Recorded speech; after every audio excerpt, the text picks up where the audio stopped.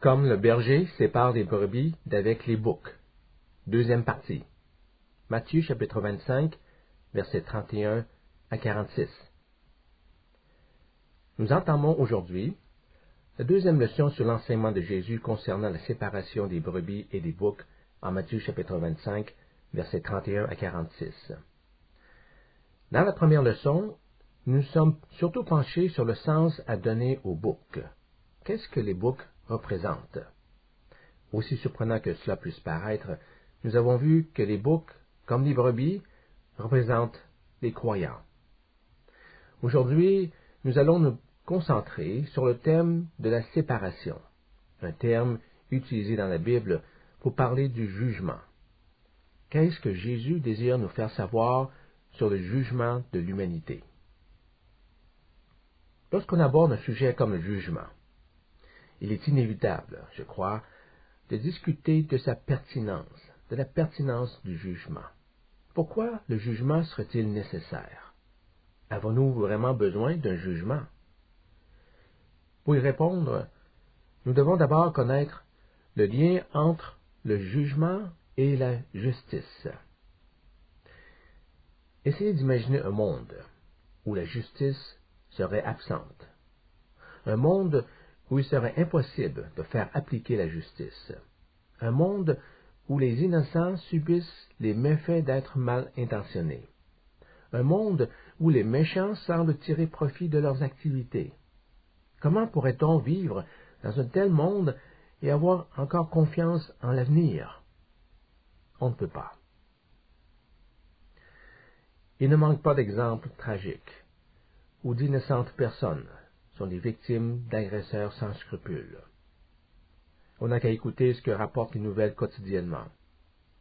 Et lorsque les actions de ces malfaiteurs conduisent à la mort d'un être humain, c'est là souvent que cette question est posée, avec colère. Où donc est la justice? En effet, comment peut-on faire justice dans de tels cas? Et même si on avait capturé le meurtrier, qu'on l'aurait condamné et mis en prison à perpétuité, cela ne ramènera pas à la vie la personne qui est disparue. Nous nous retrouvons alors avec la frustrante constatation que dans ce monde, il y a des situations qui ne peuvent pas être rétablies équitablement. La justice humaine ayant ses limites, nous nous demandons s'il existe dans cet univers un quelconque ordre moral. C'est à ce genre de questions qu'une étude sur le jugement est confrontée. Et j'aimerais dire d'emblée que si nous n'avons pas confiance en la justice, avec un J majuscule, toute espérance en la vie dans ce monde serait illusoire. J'ajouterai encore ceci. Le fait de croire en la justice, de croire que la justice puisse être rendue, une telle conviction rend possible l'amour du prochain, même en face des plus grandes iniquités. Je vous parle de cela parce que je désire attirer votre attention sur un autre lien, le lien qui existe entre la justice et l'amour. En quoi consiste ce lien? Si je suis convaincu que je ne peux pas compter sur la justice pour rétablir les torts, il sera difficile pour moi d'avoir un esprit aimant.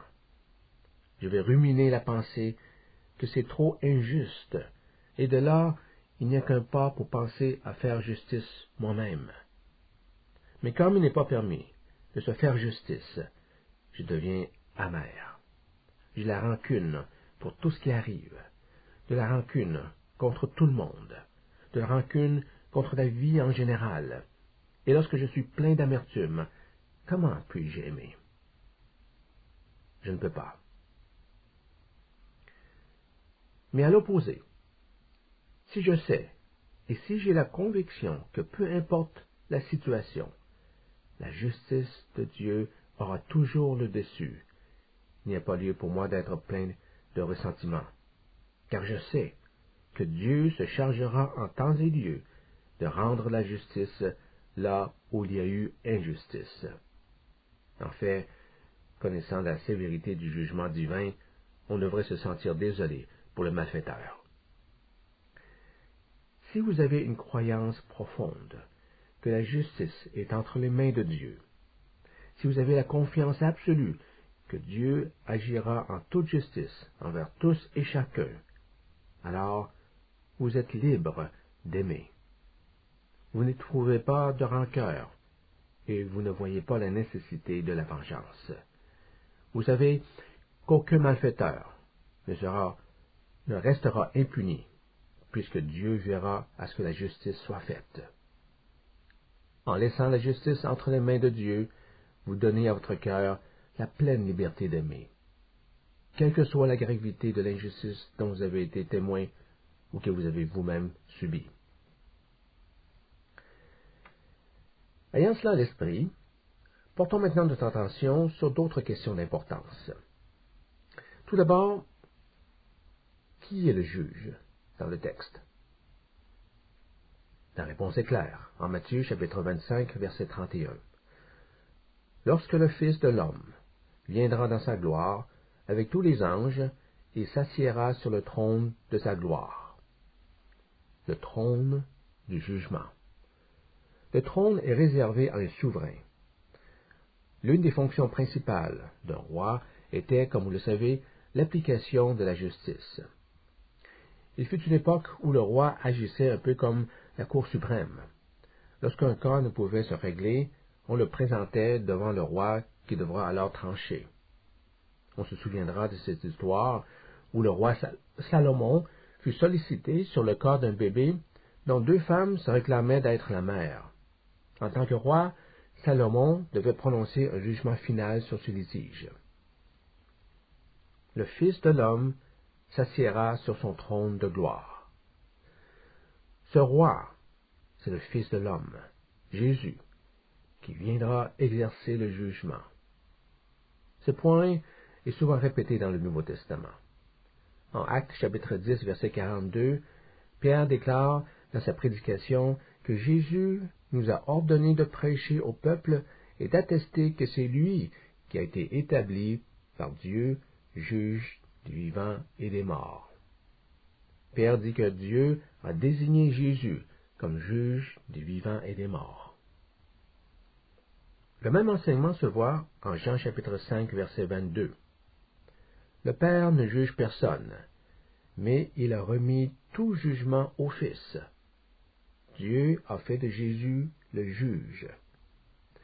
Puis, nous lisons au verset 28 et 29, « Ne vous étonnez pas de cela, car l'heure vient où tous ceux qui sont dans les sépulcres entendront sa voix et en sortiront. Ceux qui auront fait le bien ressusciteront pour la vie, mais ceux qui auront fait le mal ressusciteront pour le jugement. » Ce passage indique clairement que Dieu a donné à son Fils l'autorité absolue de juger le monde. Notez ici que le jugement se fait sur la base des actes commis par chacun. Ceux qui ont fait le bien ressusciteront pour obtenir la vie. Ceux qui ont fait le mal ressusciteront pour être condamnés. Passons maintenant à la deuxième question. Qui sont jugés? L'enseignement biblique est sans équivoque. Tous seront jugés. Tous les hommes auront à faire face au jugement divin. Mais nous devons préciser que dans le cas de notre passage sur la séparation des brebis et des boucs, le jugement ne concerne que les croyants. Nous avons vu dans la leçon précédente que les brebis, comme les boucs, représentent les chrétiens. Les brebis seront placées à la droite, les boucs seront placés à la gauche. Le Seigneur Jésus ne parlait pas du jugement des incroyants. Il avait en tête le jugement des croyants. En fait, c'est ce qu'il avait en tête pour toute cette section. Rappelez-vous de la parabole des talents. Ce n'était pas le jugement des serviteurs et de ceux qui n'étaient pas serviteurs. C'était le jugement de tous les serviteurs, de tous les chrétiens. Plusieurs étaient fidèles. Un ne l'était pas. Rappelez-vous de la parabole des 10 vierges. Ce n'était pas le jugement de croyants et d'incroyants. c'était le jugement des croyants. Toutes les vierges représentaient les croyants. 5 étaient des disciples sages, et 5 autres étaient des disciples insensés. Certains chrétiens ont cette notion que le jugement ne s'applique qu'aux incroyants. Ils pensent que les croyants n'auront pas à être jugés. La Bible ne dit rien de cela. La Bible enseigne que les chrétiens seront jugés aussi.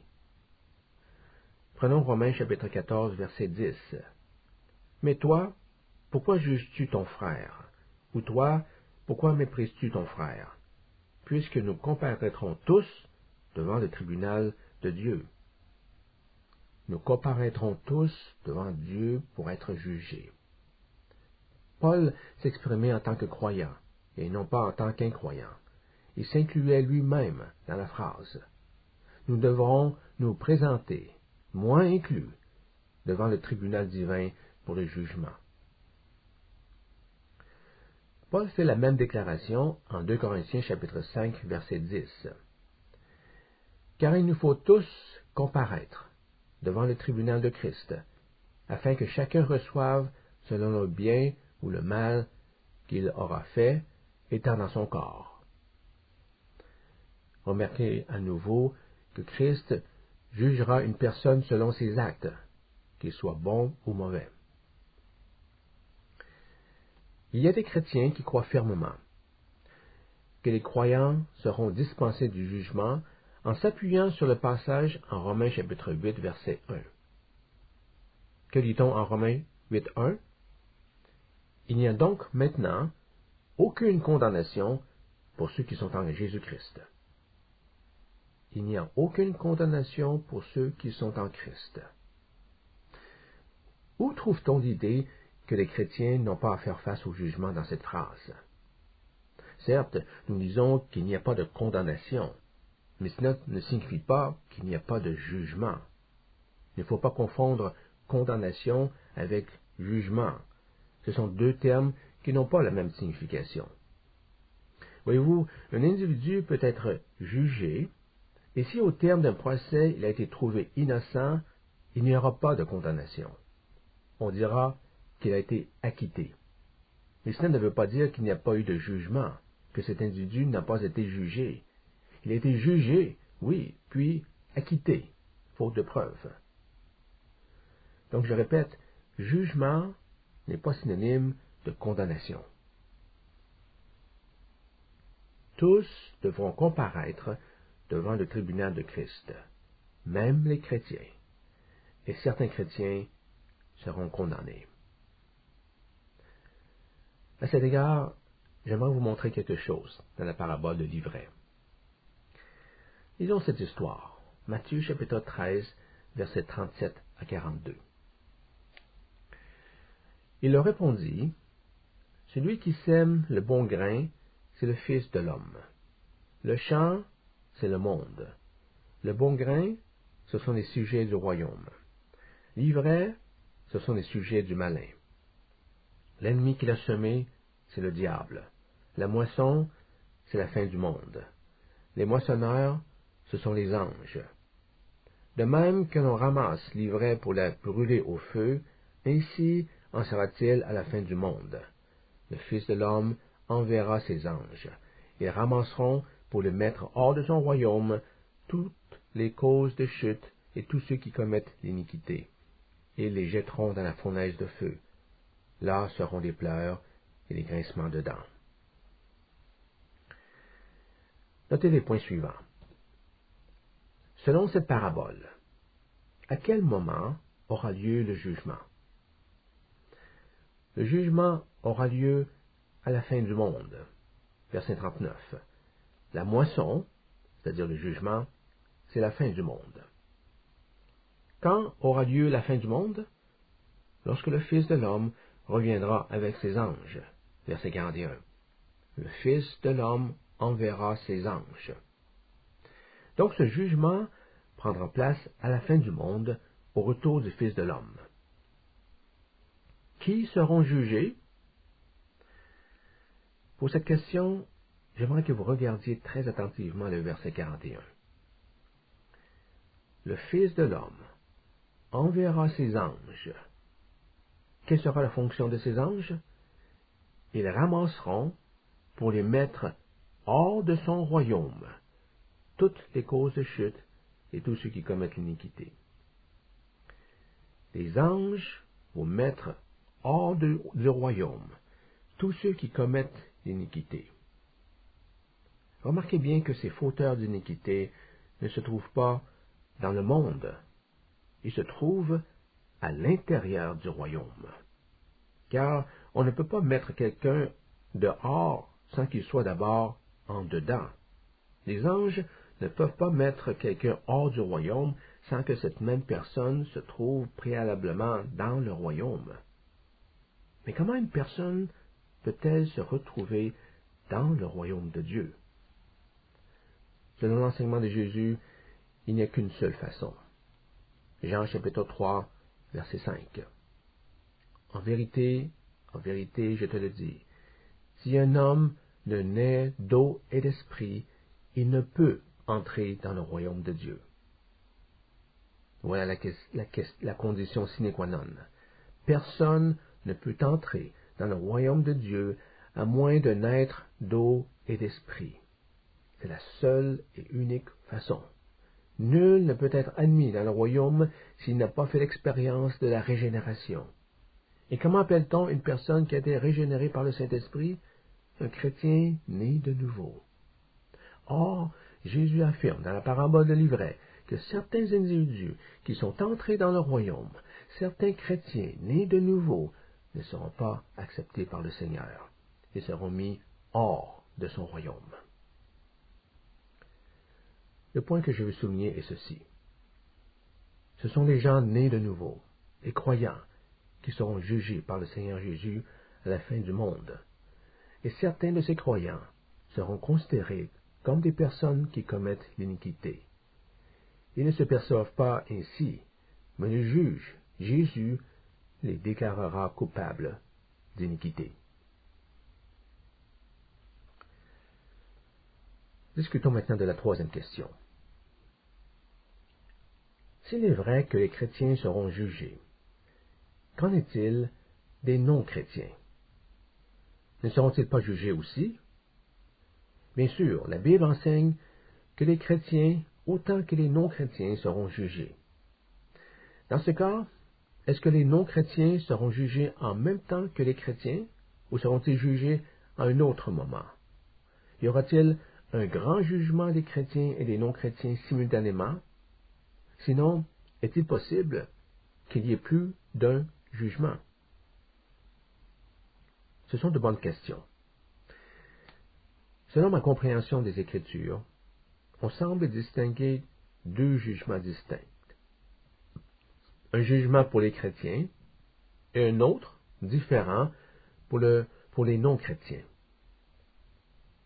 Lorsque Jésus parle du jugement en Matthieu chapitre 13, en disant que les anges sortiront du royaume tous ceux qui commettent le mal, ce jugement se produira à la consommation du siècle, lorsqu'il reviendra sur terre. Ce sont les croyants qui sont concernés dans ce jugement. Le deuxième jugement, à mon avis, est décrit en Apocalypse chapitre 20, où il est question d'un grand trône blanc. Il aura lieu lorsque les 1000 ans seront accomplis. Apocalypse chapitre 20, verset 7. Voici ce que l'apôtre Jean écrit en Apocalypse chapitre 20, versets 12 à 15. Et je vis les morts, les grands et les petits, qui se tenaient devant le trône.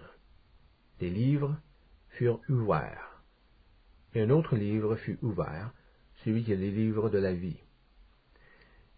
Et les morts furent jugés selon leurs œuvres, d'après ce qui est écrit dans ces livres. La mer rendit les morts qui étaient en elle, la mort et le séjour des morts rendirent les morts qui étaient en eux, et chacun fut jugé selon ses œuvres. Et la mort et le séjour des morts furent jetés dans des temps de feu. C'est la seconde mort, les temps de feu. Quiconque ne fut pas trouvé, écrit dans le livre de vie, fut jeté dans des temps de feu. Il s'agit ici du second jugement. Notez le mot « juger » au verset 12 et 13. Verset 12. Et les morts furent jugés selon leurs œuvres, d'après ce qui est écrit dans ces livres. Verset 13. Et chacun fut jugé selon ses œuvres. Ce jugement concerne les non-chrétiens. Il y a donc deux jugements. Le premier jugement sera celui de la fin de l'âge, au retour du Christ. Ce sera le jugement des chrétiens. Le deuxième jugement fera suite au millénium. Ce sera le jugement des non-chrétiens. J'aimerais aussi ajouter quelques observations sur les versets 12 et 13. Les morts furent jugés selon leurs œuvres. Chacun fut jugé selon ses œuvres. Notez les mots « selon les œuvres ». Le Nouveau Testament enseigne que le jugement se fera sur la base des œuvres de chacun. Tout ce que chaque être humain aura fait durant sa vie sera examiné, et selon la nature de ses œuvres, il sera justifié ou condamné. Le condamné doit comprendre qu'un péché demeure un péché, mais tous les péchés n'ont pas la même gravité. Le juge rendra son jugement en proportion de la gravité du mal qui aura été commis. Dans le jugement des non-chrétiens, la gravité est en partie liée à la connaissance ou l'absence de connaissance du message du salut. Celui qui aura entendu la bonne nouvelle et l'aura rejetée sera jugé plus sévèrement que celui qui n'aurait jamais entendu la bonne nouvelle. Il est écrit en Luc chapitre 12, versets 47 et 48, qu'on traitera avec plus de sévérité celui à qui on a donné davantage. Le serviteur qui, ayant connu la volonté de son maître, n'a rien préparé et n'a pas agi selon sa volonté, sera battu d'un grand nombre de coups. Mais celui qui, ne l'ayant pas connu, a fait des choses dignes de châtiment, sera battu de peu de coups. On demandera beaucoup à qui l'on a beaucoup donné, et on exigera davantage de celui à qui on a beaucoup confié. Je crois comprendre que nous ne devons pas présumer de la condamnation de tous ceux qui se tiendront devant le grand trône blanc du deuxième jugement, celui des non-chrétiens. Nous voyons au verset 12 que chacun sera évalué selon les registres qui contiennent toutes les œuvres des hommes. Chacun verra si son nom figure dans le livre de vie. Il m'apparaît raisonnable de conclure sur ces mots de Jean que certains d'entre eux, certains non-chrétiens de ce deuxième jugement, même si les évangiles ne sont jamais parvenus à leurs oreilles, pourraient éviter d'être jetés dans les temps de feu. Vous êtes sans doute déjà posé cette question. Qu'arrive-t-il à toutes les personnes, passées, présentes et futures, qui n'ont jamais eu l'opportunité d'entendre la bonne nouvelle? Vont-elles automatiquement en enfer? Vous connaissez maintenant mon opinion. Car, je le répète, toutes les personnes qui font partie du deuxième jugement, celui des incroyants, ne seront pas nécessairement perdues. La réciproque est vraie aussi pour le premier jugement, celui des croyants. Toutes les personnes qui font partie du premier jugement ne seront pas nécessairement sauvées. Il y a cependant une grande différence dans la façon dont chaque groupe sera jugé. Alors que le jugement des non-chrétiens est basé sur les actes posés, le jugement des disciples, à l'inverse, est basé sur leur non-action. Je m'explique. Retournons au verset 25 de Matthieu. Nous constatons que la mauvaise personne a été sévèrement condamnée, non pas parce qu'elle aurait commis une série de crimes, mais plutôt parce qu'elle est demeurée passive. Elle n'a pas agi alors qu'elle aurait dû agir. Dans la parabole des talents, le serviteur qui est décrit comme étant paresseux n'a pas fait de mal à personne. Il a tout simplement enterré l'argent qu'on lui avait confié. Et lorsque son maître est revenu, il le lui retourna au complet. De quoi l'accuse-t-on? Le maître le condamna, non pas pour avoir fait du mal à quelqu'un, mais parce qu'il n'a rien fait avec l'argent. Nous pouvons faire le même parallèle avec les boucs de notre passage. Qu'est-ce qui n'allait pas avec les boucs? Ont-ils tué quelqu'un? Ont-ils volé de l'argent? Jésus ne dit rien de tout cela, mais il leur fit ce reproche. Je vous le dis, dans la mesure où vous n'avez pas fait cela pour l'un de ces plus petits, c'est à moi que vous ne l'avez pas fait. Verset 45. L'inculpation n'était pas d'avoir causé du mal à quelqu'un. L'inculpation était d'avoir négligé de faire le bien lorsque l'occasion s'était présentée. Nous constatons donc une énorme différence entre le premier jugement et le deuxième jugement. Le premier jugement, celui des croyants, est basé sur des critères beaucoup plus stricts. Contrairement à la Cour de justice humaine, le jugement divin des croyants tiendra compte du manquement à faire le bien. Pour ceux qui sont hautement conscients du jugement final à venir, cet enseignement de Jésus ne peut pas faire autrement que de motiver puissamment chaque croyant à vivre fidèlement en Christ et à chercher à faire le bien tous les jours.